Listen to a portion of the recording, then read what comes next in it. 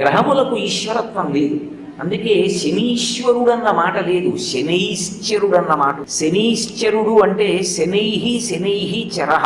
మిగిలిన గ్రహాలుగా ఆయన వేగంగా కదలడం, ఆయన చాలా మెల్లగా నడుస్తాడు. మెల్లగా నడుస్తాడు కాబట్టి మందుడు అని పేరు. మందగతి అంటే మెల్లగా నడవడం. మెల్లగా నడిచేటటువంటి లక్షణం ఉన్నవాడు కాబట్టి శనైశ్చర గ్రహం జాతకంలోకి ప్రవేశిస్తే చాలా మెల్లగా వెడతాడు.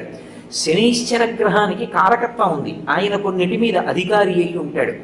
శనీశ్చర గ్రహం బాధ పెడుతుంది మనిషిని, అందుకే పాప జీవనానికి అలవాటు చేస్తుంది. ధర్మమునందు అనురక్తి తగ్గిస్తుంది, అధర్మమునందు లాలస పెంచుతుంది.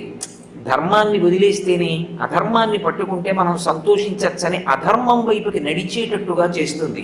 దుఃఖాన్ని కలిగిస్తుంది, ఆయుర్దాయాన్ని శాసిస్తుంది, మృత్యువుని కూడా కల్పిస్తుంది. శనీశ్చర గ్రహం వీటి మీద కారకత్వంతో ఉంటుంది.